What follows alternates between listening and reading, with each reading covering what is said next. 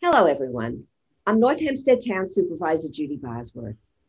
The Town Board and I are proud to present a very special At Home with North Hempstead program, celebrating the life and legacy of the Reverend Dr. Martin Luther King Jr., one of the most influential leaders of the 20th century. The role he played in the American Civil Rights Movement would forever change the face of history and alter the direction of this country.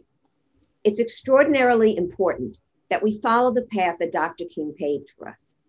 We must all find the courage to stand up and fight for human equality, dignity, and justice for all. While so much has been done, there is still much work left to do. My name is Marge Rogatz.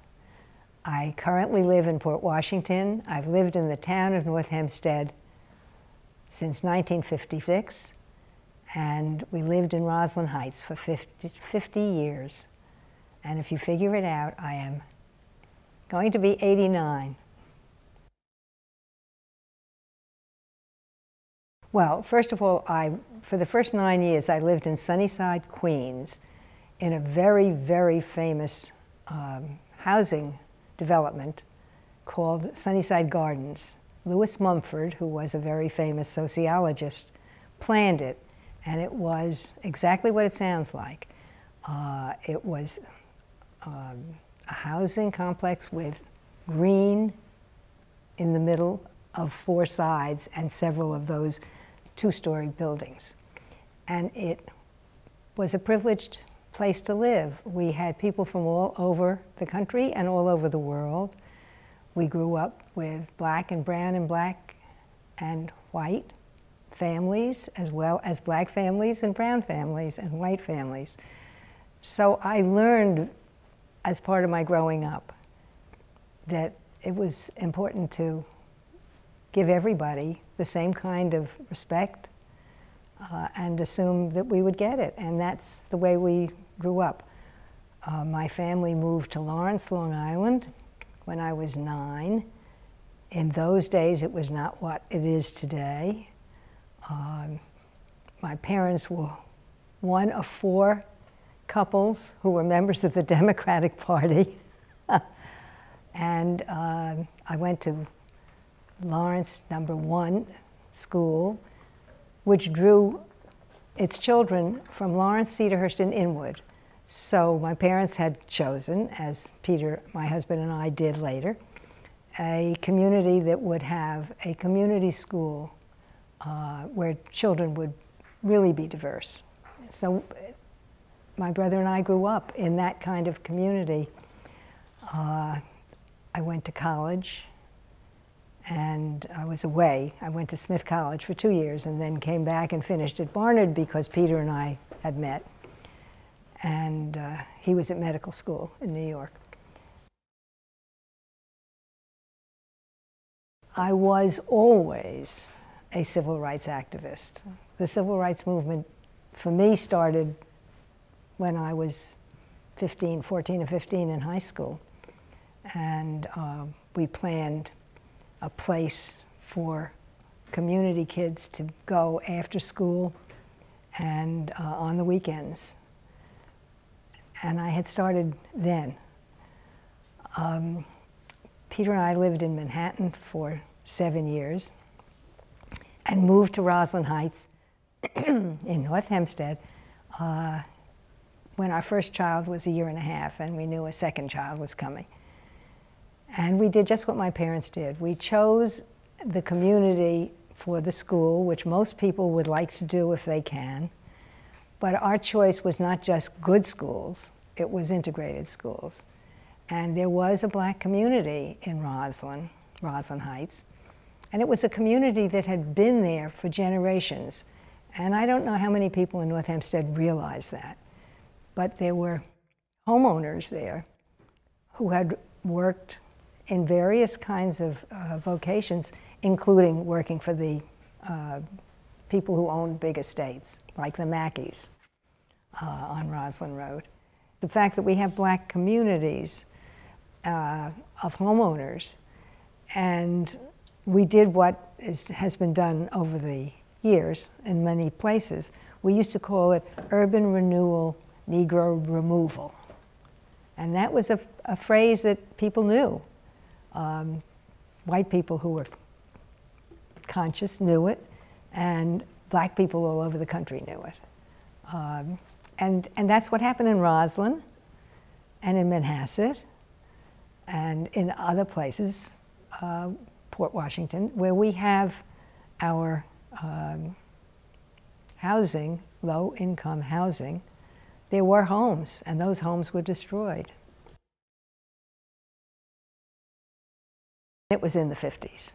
The director of urban renewal for North Hempstead was Hector Gale, who was an African-American. We were all good friends. We lived in Great Neck, and he was very well liked and respected. But he had a very tough job because what was not yet HUD, but we call it HUD, had all kinds of requirements. The federal government and all governments have been responsible for the segregation that we have and for the quote-unquote urban renewal, Negro removal.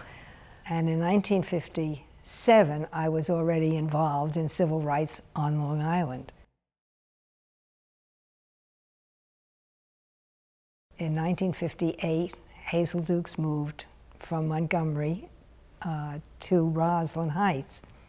And a woman I had met in our nursery school when our daughter was 3, it was a co-op, and many of us in that co-op became the nucleus for not just the civil rights movement, but the Democratic Club, the whatever.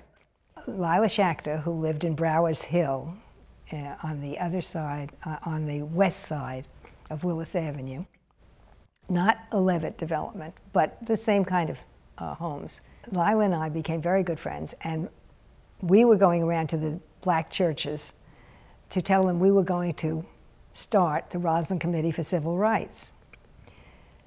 And that's where we met Hazel and Lorene Smalls, who was a very important member of the North Hempstead civil rights story, and the Terry family. Reverend Enoch Terry was a pastor.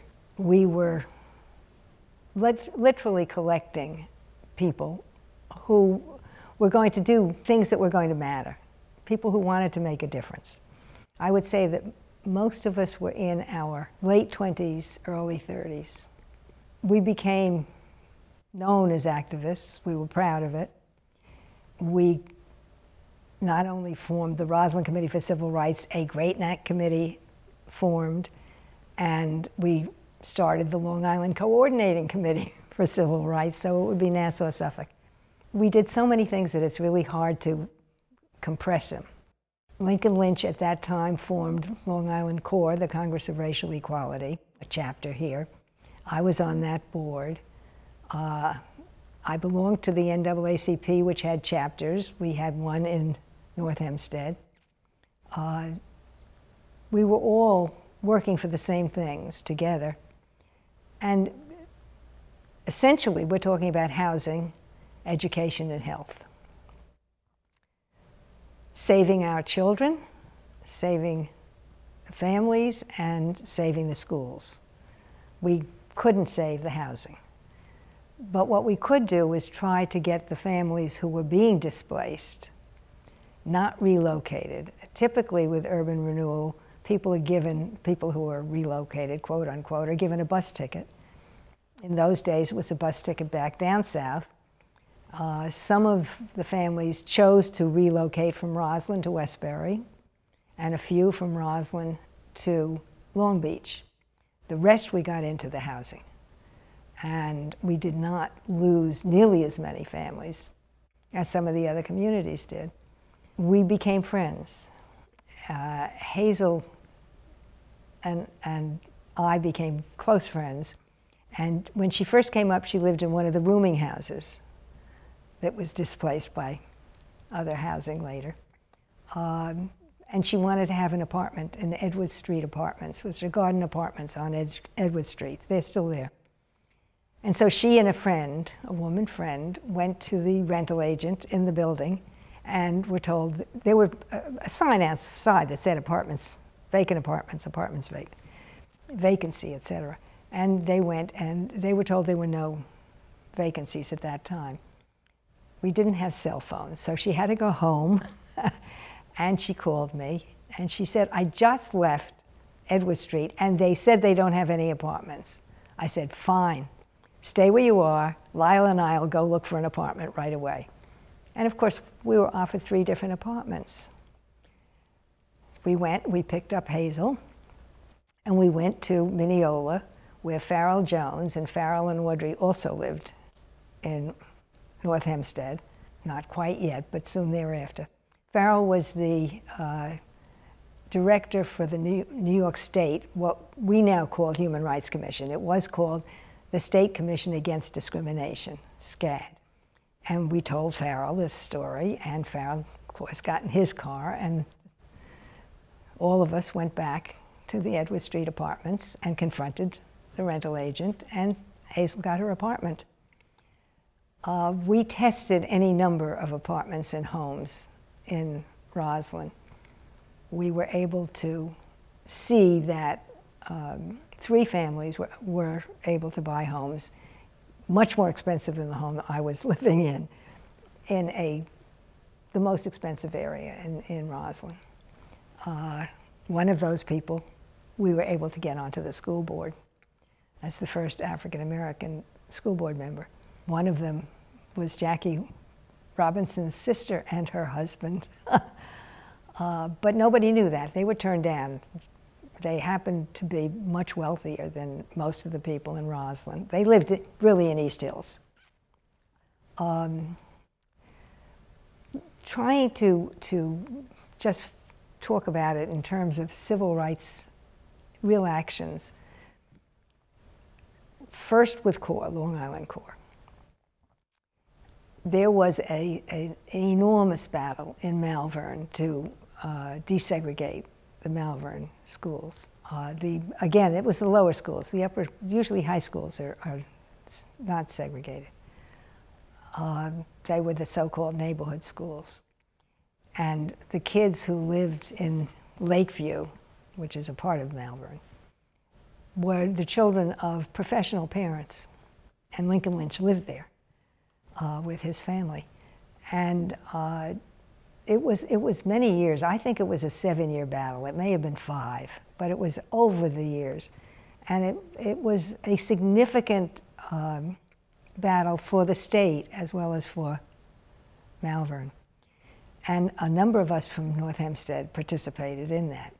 Lincoln's attorney was Mo Tandler, Tandler. He lived in Great Neck, and he was Long Island CORE's pro bono attorney. He had a practice, but every time he got called, this is what he did. I would say that later on, long after the Civil Rights Movement, Fred Pollock did the same thing. Anytime we had a housing issue, and when I say we now, I really mean community advocates, which I've been president of since 1986. When we had a housing issue, we could call Fred, and Fred Pollock dropped whatever he was doing. If he wasn't in court, he was there. And he's done that to this day. To go back to the 50s and 60s, I was involved in housing issues that make our issues in North Hempstead look like something very elegant. Long Island CORE took us, meaning those of us who were part of it and ready to demonstrate, to Riverhead and east of Riverhead, where people were living in the migrant workers were living in intolerable situations. We found people who were migrant workers living in chicken coops. They were working with the ducks on the duck farm, and they were living in chicken coops. And there were many of us from North Hempstead who participated in that kind of battle. So we were really doing civil rights up here in our own way. When the civil rights movement became known, through the television and newspapers, radio. Many of us participated. The Roslyn Committee for Civil Rights raised money and brought students and leaders from SNCC, the Student Nonviolent Coordinating Committee, and CORE from the South, and the Southern Christian Leadership Conference, which was the group that Martin Luther King and Abernathy and Andy Young and so forth were all. We brought leaders up here to raise money for their fights in the South. We were deeply involved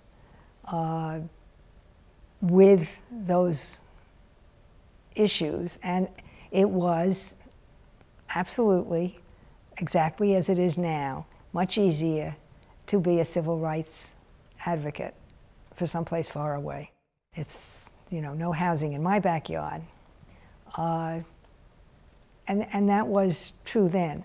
But we were very successful in what we did. And Peter, my husband, went down to Mississippi with some people from Stony Brook. He was at that point the associate director of the Health Sciences Center at Stony Brook. There was no hospital, there were no medical school or nursing school or allied health professions or social work. None of them existed.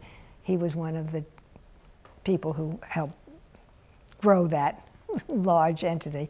But Peter and a doctor, Jack Geiger, went down and helped really establish a health system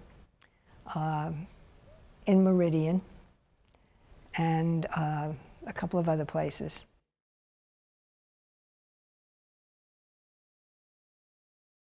Because that's legal. That was when I said to you the federal government and all the other governments have done that over the years. When that term grew, it grew, and it's a national term and it's an historic term, urban renewal and Negro removal, and it's a slash or a hyphen. It goes together, and it has been done in most of our communities where we have had Black families, homeowners living. And if you think about the Roslyn area, if you know it at all, and you drive down Roslyn Road, right where the high school now is, that whole area had old homes. They were not new homes, they were old homes that I remember when we moved to Roslyn in '56, but I knew Roslyn from earlier than that, when I didn't live here.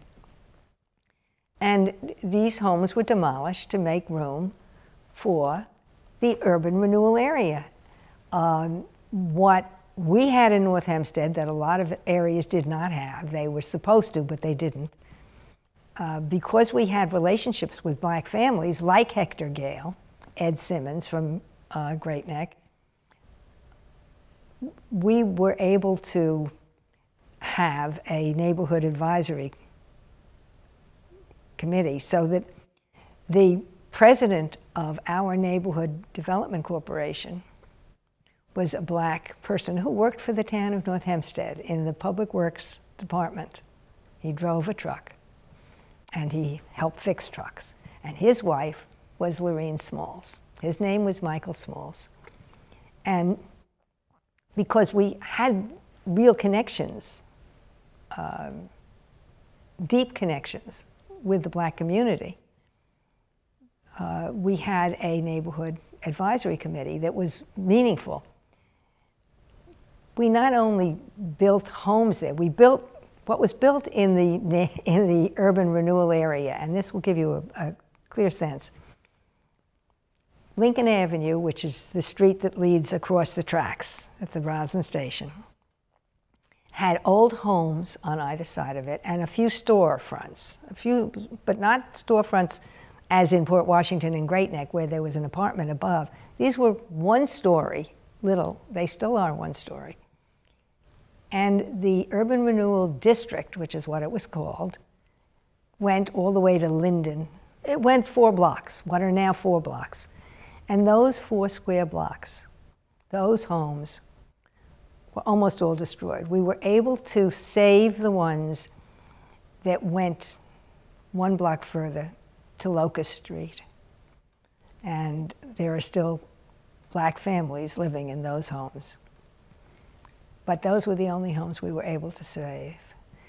But what we did get is low to moderate income apartments that were built, they're called Roslyn Gardens, along the station, along the tracks, on the east side of the tracks. And those apartments were lovely and a slightly higher level of income than those people who were in Laurel homes. And we also got 12 private homes built. And people who had been dislocated got those homes. And a couple of people from Laurel homes. But those homes were really built and, if you will, saved. They got homes through lottery because we couldn't possibly have chosen. That's not a was, that's an is. That is white flight, and that's redlining. That's when realtors choose to put blacks in an area, and when the area, quote unquote, tips, the population tips, the whites leave. When I grew up on Long Island, Roosevelt, Long Island was white, lovely houses. And realtors decided that some of the houses became lower income, and they were able to get people to sell their houses. They, lost their mortgage, and realtor had it, and they then began to put black folks into Roosevelt. I still know some white people who live there, but it's a handful. Elmont is tipping. But Westbury, I remember when Westbury was not a mixed community at all. It was a white community with, again, black people in a very circumscribed area. This is the way it's done all over the country, but it's done particularly well on Long Island. If your mortgage, you can't pay your mortgage and you have to leave your house, and the realtor who holds the mortgage or the bank takes over the house, and if the area is not a particularly well-taxed area in the sense that it gets income from taxes, then they can begin to tip the area. And that's really what happens. What happens is that you're taking an area that is just on the brink of making it. Generally a hamlet, rarely a village, almost always in a hamlet, because in a village people will get together and protect it. Roosevelt is a hamlet. The Westbury village, part of the village, protected it for a long time. Roslyn has a village. Roslyn Heights was a hamlet. East Hills is a village. And this is the way it's done all over. And it is a typical, I'm going to sound like the people that our current president finds so unlikable. It's a typical collaboration between landholders, which are realtors, developers, banks, and public officials. And the public officials want to be reelected, and landholders, realtors, developers, banks, have a lot to do with providing the money. Now, this is not true of all elected officials, and it's not true of all villages, and it's not true of all towns, but it is, unfortunately, still true enough so that Long Island is not less segregated, but more than it used to be. Our Long Island schools are more segregated. Racism, which I'm a co-founder and co-chair we founded it in 2001. Erase Racism has a marvelous study, a marvelous, awful study about the fact that our schools are more segregated now than they were 20 years ago.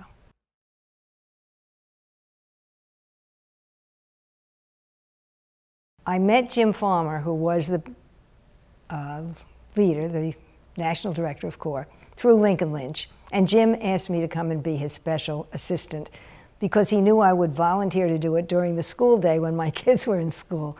So I would hop in my car the minute they left for school, and I would drive up to 135th Street, which is where the National CORE office was, and then get back in time for my kids. But I was able to spend 5 hours a day, 4 or 5 hours a day up there. I was one of the last 2 white people in National CORE. I was special assistant to Jim Farmer, and then to Floyd McKissick, who succeeded him.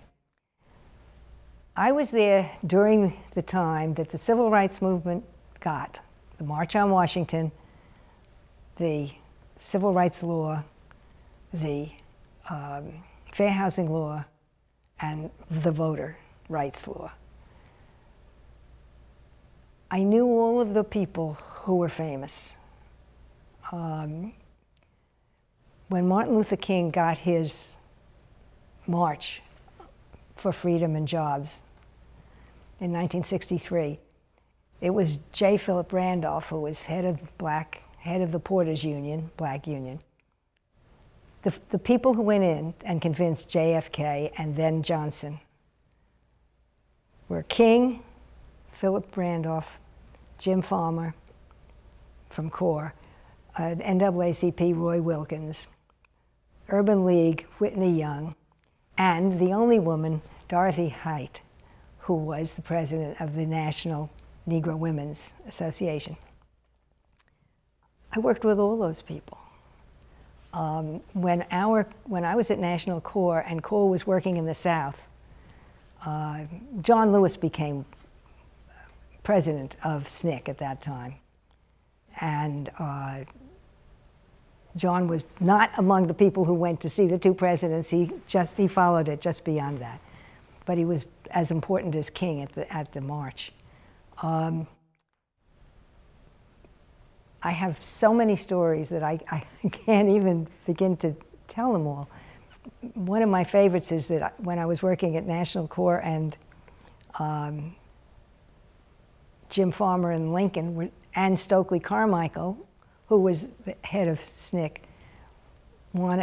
had an appointment with labor unions, and they were going to meet at the Plaza Hotel, in the Oak Room of the Plaza Hotel. And Lincoln knew I would be going home an hour later, and he said, instead of going home an hour later, drive us down to the plaza. They would have needed 2 cabs for the group that was going. So I drove them down, and Stokely got out of the car. And he was young, he was a kid. He was 20 at the time. He got out of the car, and he had been in the back, and he came around, and I had the window open, it was July, and he came around, and he kissed me goodbye, and he said, Marge, this is the definition of black power. When anybody asks you, tell them who was in your car, and who was driving, and who is now going home, and who's going into the Oak Room at the Plaza Hotel. And that really happened. I met Martin Luther King a number of times here in North Hempstead. He was here on 2 different occasions that I recall very well because I saw him personally on both. One, he came up and he spoke at Hofstra, and I have a picture of that. And he also spoke at Malvern, and to do with the school battle. He came up, the first time I met him was in his home, was in, I don't know why I can't think of his name, Lucy's home, her husband being King's lawyer, in the kitchen. They were taking a break. He had been in Hempstead and a couple of other places that day, and he was going to speak at the Great Neck South High School. And they were taking a break and having a quick supper. And it was the first time I met him, and he stood up, of course, when I came into the room. Lincoln brought me over, Lincoln Lynch. And I realized he was the same height I was, if barely. He was much shorter than anybody realizes who thinks of him as the leader he was, and as the statue is in Washington now. If you go and look at it, he looks like he's huge, but he was not. He was slight. He was so tired that he crumpled back into his seat, and he was very generous and kind with us, but he was exhausted. And we left him after about 10 minutes to eat some supper and rest for half an hour. And the next time I saw him, I was in Great Neck South High School waiting for him to come. And I watched him come on the stage, and it was like inflating a balloon. Everybody stood up cheering, and this exhausted person just filled with energy. And there he was with his booming voice, and he was giving to that audience such strength. And I knew it was coming from somebody who had been absolutely just numb with fatigue. It was like a rock star kind of thing. And the next time I saw him was when there was a demonstration and a parade. And then I met him on a staircase, and that was entirely different. He was lacking in hubris when you saw him personally, which was true of all of these people. Andy Young, Reverend Abernathy, Reverend Shuttleworth, Jesse Jackson. Race Racism got a check from the Bank of America that I was able to help get. So I was able to present it about 6 years or 7 years ago.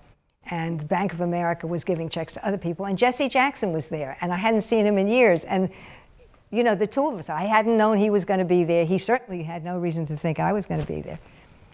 These are all people who were part of my work life. And at the same time, they were people who were here. Jim Farmer, Jesse Jackson, these people all spoke at Roslyn High School, at Great Neck High Schools, in Manhasset, in Port Washington. We were able to bring them here because people from here were sending a lot of money and young people. I knew Mickey Schwerner and Andy Goodman, whom I'm sure Bernice told you about.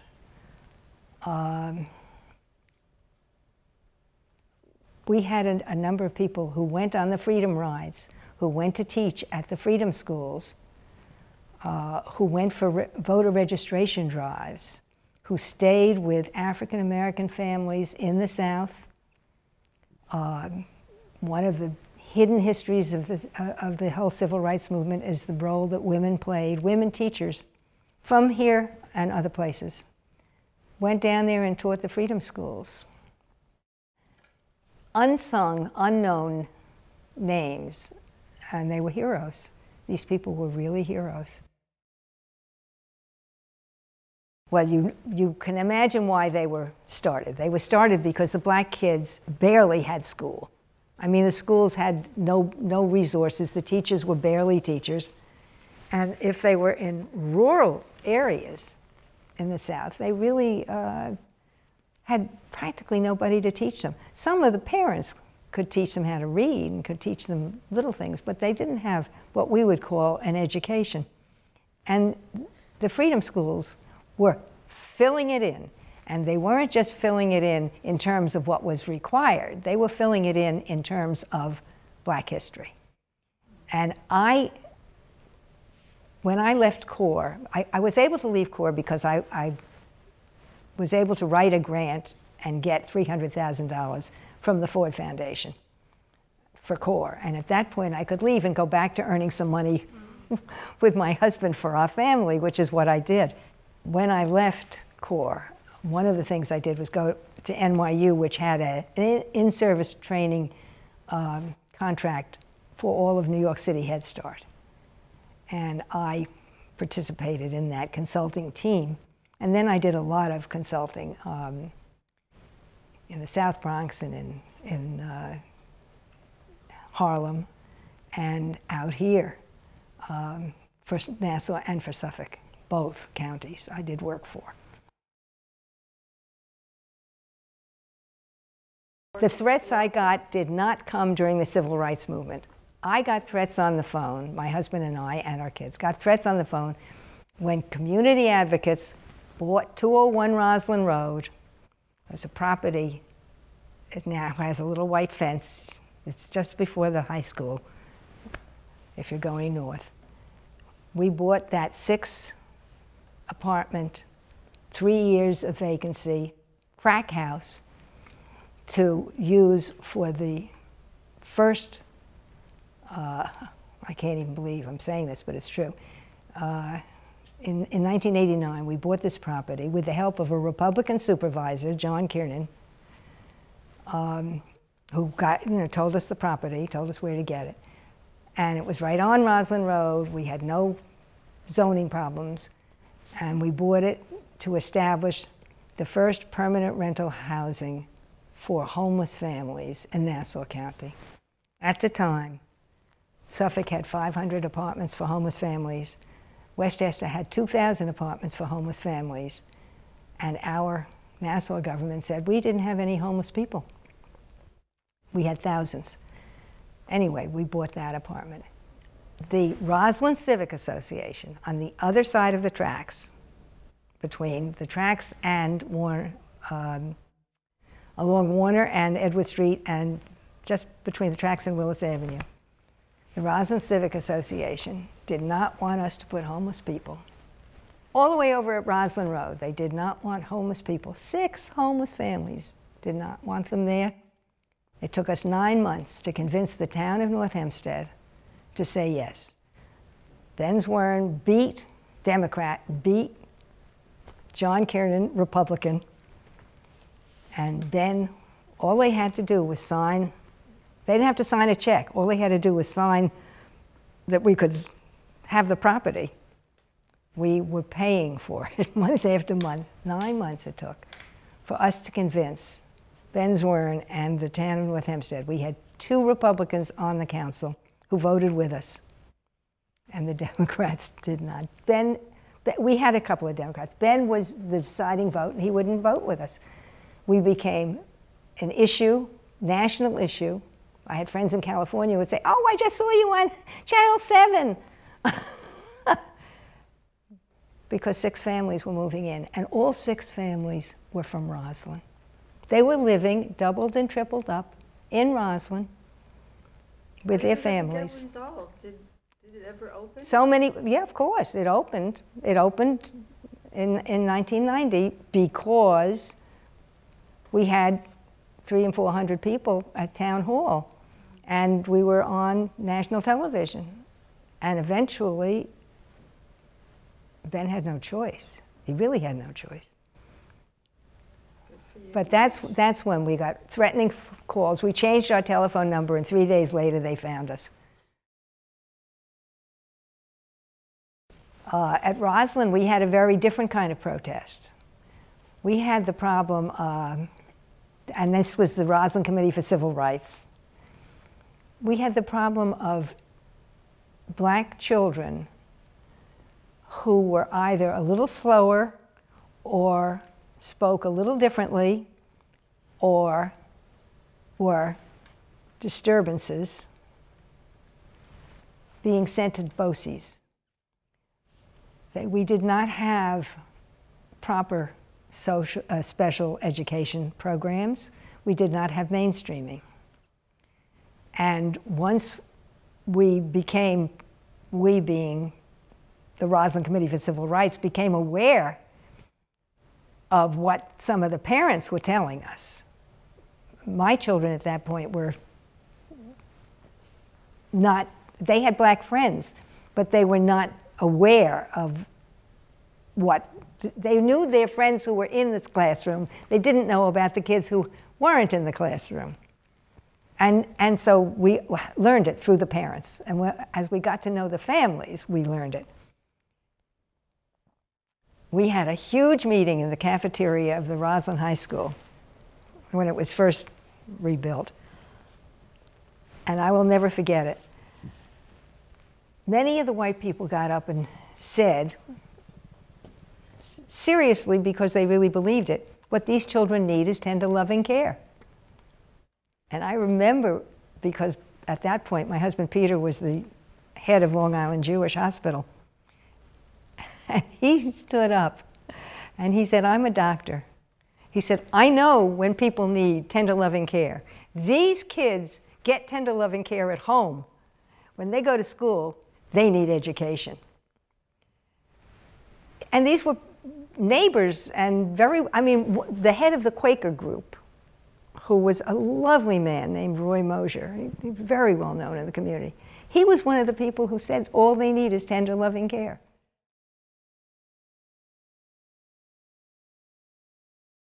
Well, we had a protest in order to get those kids out of BOCES back to Roslyn. And they shouldn't have been there in the first place. Well, of course they shouldn't have been there. I mean, I can remember a number of them who were so-called obstreperous or disturbances, class disturbances, that kind of thing. It turned out that several of our children's friends had siblings who were being educated, quote unquote, in BOCES. BOCES does a wonderful job, always has.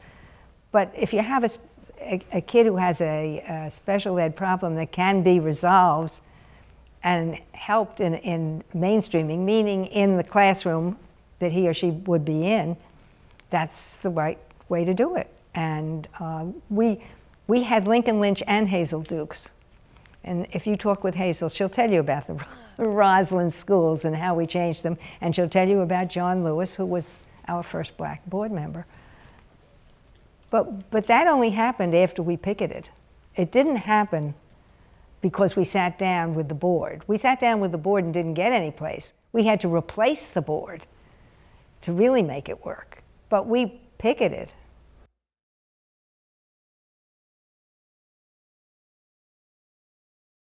I was very protected. First of all, I was protected by the people who knew me because I was white and they knew me and they protected me. So I never felt physically frightened. The only place and also we always decided before a demonstration who was going to get arrested. It was always decided ahead of time. We knew which kids were at risk because they wanted to get arrested. I have a newspaper clipping you'll see. At Malvern, one of the Malvern students, 7 or 8 Malvern students were willing to get arrested. And one girl whose mother was there wanted to get arrested and her mother said no. She was 17 and they didn't want anybody under 18. And you'll see she hopped into a police car and her mother pulled her back out. But I was always not among the people who would get arrested, which put me back a little. The only place I was really worried was in Baltimore. We had chapters all over the country. Most of those chapters reported to Lincoln Lincoln Lynch as the associate director. I had Lincoln's telephone number wherever he was. Jim and Floyd and Lincoln all had my home number as well. Our house was, our phone was tapped by the FBI shortly after I got to Corps and stayed tapped. And we could tell. We could actually tell a lot of the times. Anyway, and so I was called by people from the South often. You would laugh at some of the numbers. I had Muhammad Ali's home number because Lincoln was supposed to meet him.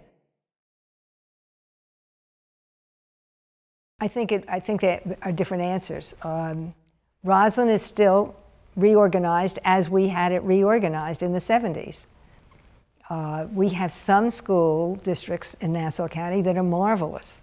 Rockville Center being a prime example, where a superintendent named Dr. William Johnson came in and believed in no tracking, bring every kid into AP courses and baccalaureate, IB courses, International Baccalaureate courses, start them early, and he achieved that. He had to educate all of his teachers, first the administration, then the teachers, then the community, and 5 years after he got there, they began the changes, and they had every kid who went to junior high school taking AP English. They have kids graduating who never would have graduated in another system because there's no tracking. They assume that every kid can do well, and the kids go to the level to which they can go. That's not true in other districts. Our districts, except for Roslyn, in North Hempstead, every neighborhood school is segregated. It's either all white or mostly black, depending on how many kids live in that area. But we do not have desegregated elementary schools in the town of North Hempstead, except for Roslyn. There are neighborhood schools. First, we changed the board members, got different board members, and then the board members we got went and they got a consultant, they did studies, they looked to see, they hired a superintendent who had done this in Ohio, who came to Roslyn and did it in Roslyn. We educated the community. We voted on it. We had, it was a big deal. It took a number of years. It didn't just happen.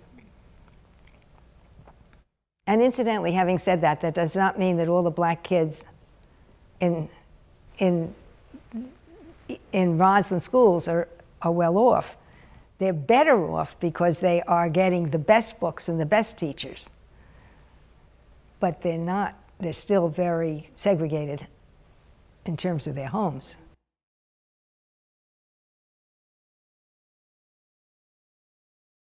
You could ask the same question in Massachusetts. The real point is you have to start with you've got an educated middle income group, because you're deliberately saying, you're saying Indiana. Well, the real point is if you take a city where you have an educated group, or a suburb where you have an educated group, and I say that deliberately because I think that the Jewish population is more educated and is more comfortable in terms of income. But the other population that was always and still is just as involved is a part of the Catholic population that are Jesuits. Jesuit-schooled Catholics try to live their life the way they were taught. And so, and of course there are some Protestants, and we have a place like Shelter Rock, Unitarian Universalist. You have a portion of the population that is better educated and has traveled more, has more time, all kinds of things that help make it possible. I think that really is why. The Jewish people should feel that way because they've been discriminated against themselves. I think as much as anything else it's education, because there are Jewish fundamentalists who don't feel that way, and they're educated. So it isn't just education or just Jewish, but I really think that's why. And having said that, I said to Bernice earlier, I think that we can look at the population as a whole. 20% are really there to do what's the right thing, or what I think is the right thing. 20% are really there to applaud Mr. Trump when he says something despicable. 60% of the population feel they are people of conscience. They feel that they have goodwill. It's the silent majority that needs to be educated. There are people among that group who are open to learn if they are exposed. There are also people among the group who won't be open to learn. But that is really the way it is. And I think on Long Island, we also have a 60% silent majority. And many of those people in the 16 years that racism has been around have learned things that they didn't recognize. But we've still got a long way to go.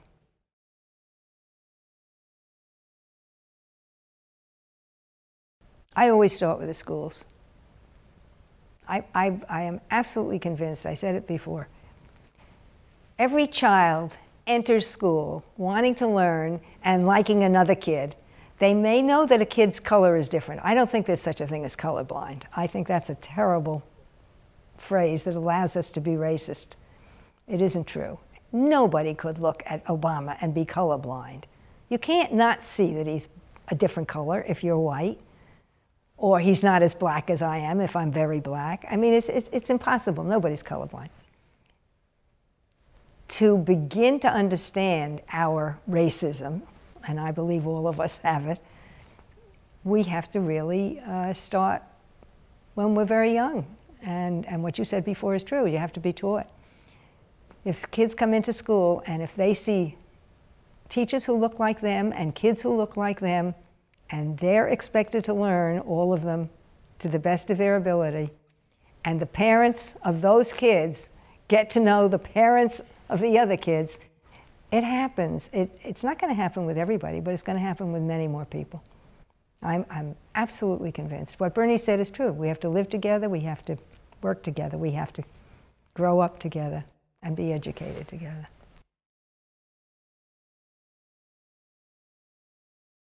People have to know what structural racism is, and they have to know what institutional racism is. And if we can teach people that, and I know people can learn it, it's one step, and it's an important step. But when you ask, I need your your paper. I have it. What would you like young people today to know about the civil rights movement? I'd like them to know everything. You asked about the freedom schools. I'd like them to know what all of those things were. I'd like them to know not just about slavery, and I don't think we teach that well, but I want them to know about Civil War, Reconstruction, Jim Crow, lynchings, all kinds of things that they don't know. When I say Jim Farmer to people, James Farmer, only people over a certain age from a certain political place know who he was. And, you know, that's true of a lot of people. So I would like them to know all of those things. I'd like them to know about the 4 little girls who were killed in the Birmingham bombing. Emmett Till. There are lots of things when I was doing teacher training, which I did after Corps, among other things, I was teaching teachers in Roslyn and Great Neck. I had a contract to teach teachers about Negro history. I mean, here I am, a white chick. But they didn't have anybody black to ask. And I had learned it. So I found out that none of the teachers in my children's wonderful East Hills school knew who Atticus Crispus was. Atticus Crispus, nobody knows. He was the first person shot in our Revolutionary War in the field in Lexington. His name is Atticus Crispus. He was black. He was a free black man. He was a kid. He was 19. But that was the first person killed in our war. Why don't people know that? None of the teachers in Great Neck or Roslyn had ever heard of him. Anyway, I'd like people to know a lot of things. A lot of things. A lot of things. Thank you for joining us for this program. And let us all remain committed to carrying on Dr. King's work and legacy by creating a more just society.